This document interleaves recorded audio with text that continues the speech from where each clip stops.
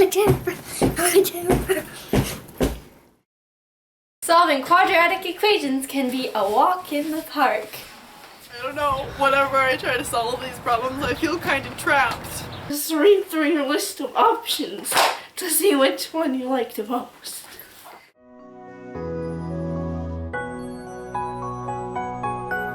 What is the first method?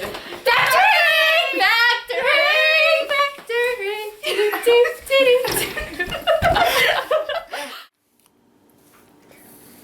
So here is the trinomial x squared minus 9 plus 14 equals 0 that we will solve by factoring.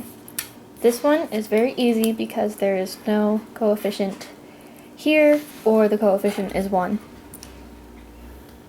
So to do this, you would find factors of this, or c, to add up to b, which, in this case, would have to be 2 and 7. Now you have to determine if it's positive or negative in the middle of the binomials. And it's negative because if you multiply negatives, they become positive, and if you add them, then they become negative. X would be one of two things, because to make the solution equal to 0, to make the problem equal to 0, you would have to make one of the binomials equal to 0. So the solution would either be 2 or 7.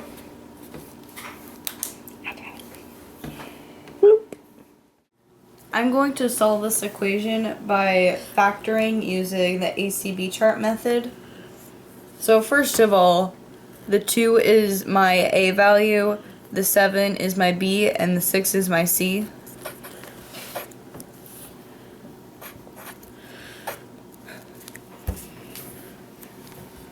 So then I'm just going to make my ACB chart, which is tiny. So my A factors are going to be 2 and 1, and my C are going to be 3 and 2. And then to get the solution to that, to see if it's right, you multiply 3 and 1 and the 2's together, and then you add those values together. So 3 plus 4 is 7. And that is the B value in the equation, so that is correct. And then to finish, you make binomials.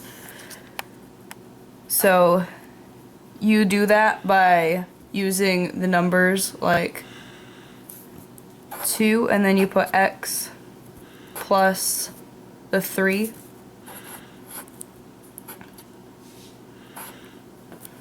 And then you write just the 1x plus the 2 equals 0. And Let's help you learn how to camera, okay? Let's help me learn how to write B's. So this is difference of squares, which is that. So for a difference of squares problem to work, it's only for binomials. It's only when both terms are squares, and there's only blah blah blah. It only works for binomials. It only works when both terms are squares, and it only works when there's subtraction. So an example of this would be x squared minus 64. To simplify this equation, you would do x minus the square root of 64 and x plus the square root of 64, which is 8.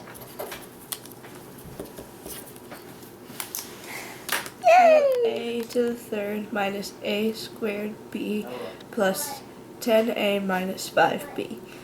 We're going to use the method of grouping, which is very fabulous, and we're going to think of this as one binomial and this as another binomial. And we're going to take the factors out of each one of them. So the factoring would be a squared. And then you just put in the parentheses 2a minus b plus 5 times the quantity of 2a is b. This is the next picture I wanted. And then you have to factor this even further. So it would then go into 2a minus b and then a squared minus 5.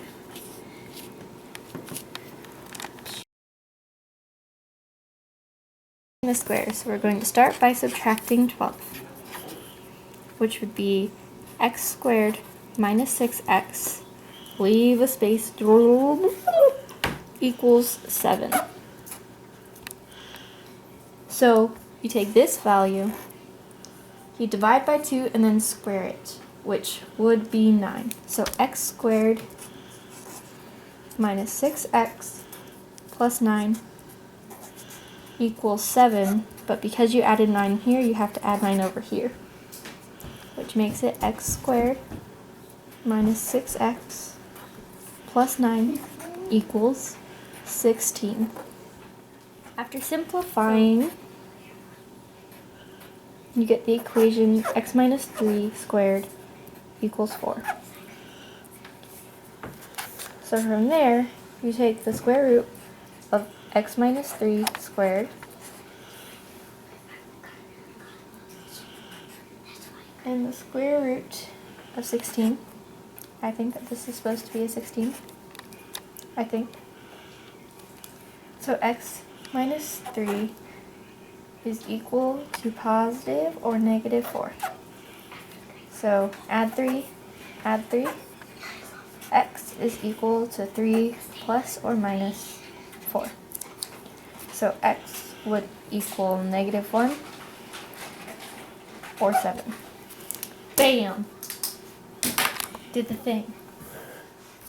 I'm going to be doing a completing the square project equation thing. So the equation is 3x squared minus 12x minus 9 equals 0.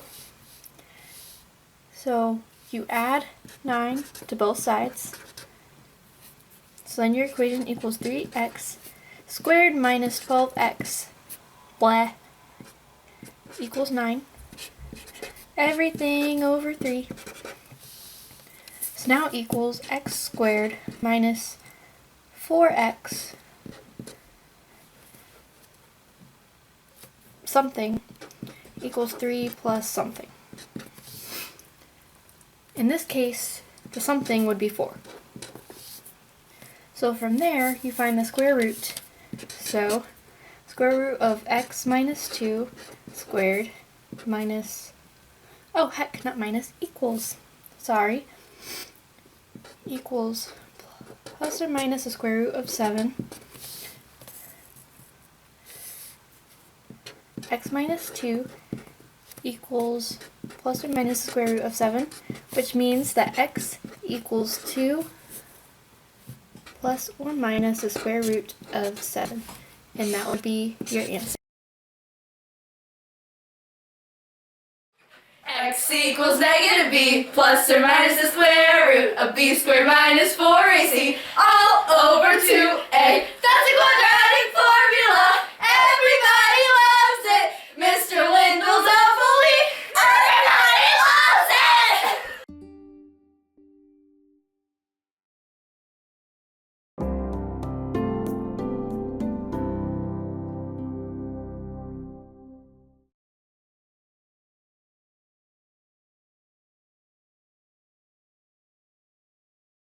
The equation 6x squared plus 5x plus 7 equals 0 exists. And you need to use the discriminant, which is here, b squared minus 4ac, to figure out if it has a solution. And plugging it in, this is a, this is b, and this is c. So it would be 5 squared minus 4 times 6 times 7, which would get you 25 minus 168, which would be a negative number. So there is no solution. So here is the quadratic equation formula thing. And this is the equation that we will be working with right now. So you plug in your A, B, and C values to this equation. So it would be x equals negative 12 plus or minus the square root of negative 12 squared minus 4 times 9 times 4 bloop over 2 times 9. Simplified just a step further, you would be x equals 12 plus or minus square root of 144 minus 144 over 18. So because this will end up equaling 0, you know that it will only have one solution. So from here, it is 12 plus or minus the square root of 0 over 18, or 12 over 18, which when simplified equals 2/3. So the solution to this problem is 2/3 fatum.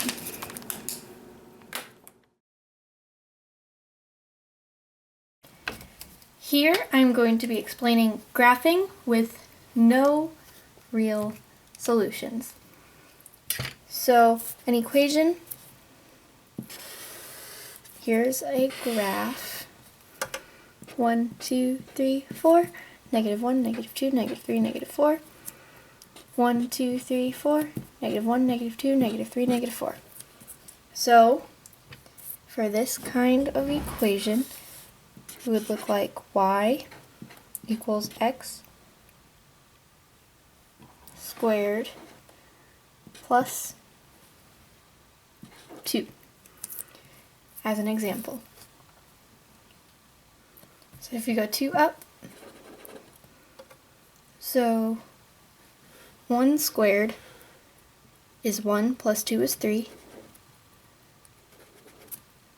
and 2 squared is 4 plus 2 is 6, so that would be way up there. Oops. In this case, the y-axis is the axis of symmetry, which means that it goes directly down the middle of the parabola, and everything will have symmetrical points on either side. And this is the vertex, which is the highest or lowest point, in this case the lowest. This equation has no solutions because it does not cross the x-axis. Will be an equation that we will solve by graphing that has 2 solutions.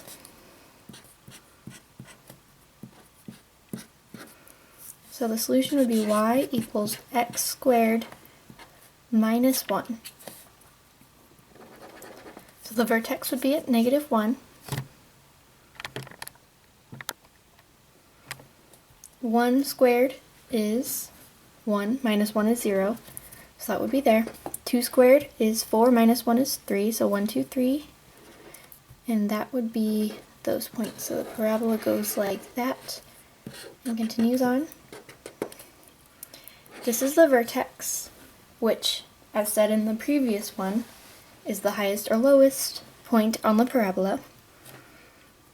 This is the same as the last one as well, the axis of symmetry.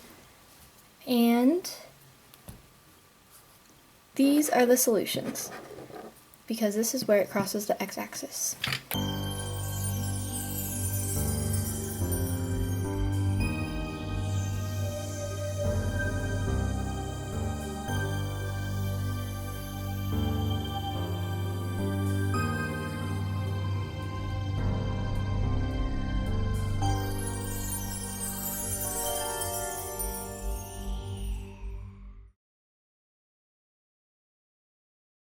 Okay, I am the blorb. Pros and cons for factoring. Take 1. Wait, what am I supposed to be saying? The pros and cons for factoring. Okay. What's good about The it? pros and cons for factoring. Go. What am I Some supposed pros to about factoring are if it's set up in the proper way, it's easier to solve the problem. And the cons. And the cons are if it's not, and it's really decimally, then it's not good. Completing the square. What's that again? It's If it's not, then find a different method because then it'll be a lot easier. The quadratic formula are they work in every single equation, so that's a good thing. But the cons are you have to have the formula memorized and know how to do it, and that takes forever. That's what I. Why is it so difficult for green hair to say out of my mouth? that was so fabulous. Oh my goodness. The cons of graphing are it takes literally ages to do, and the pros are oh my gosh, stop shaking. Okay. Scene 17. Take 48 and go. Yeah. The cons for graphing are it takes literally forever, but the pros are if you have like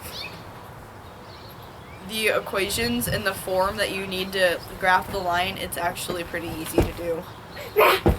So for the square root method, if Stop! Get out of here, tiny human. Okay, 1, 2, 3, go. for the square root method, if all of the numbers in the equation have are perfect, I can't English. And take 17. Ready? Go. For the square root method, a pro would be if all of the numbers have square roots, then you can solve it, but if not, then you need another method because it's literally impossible to do.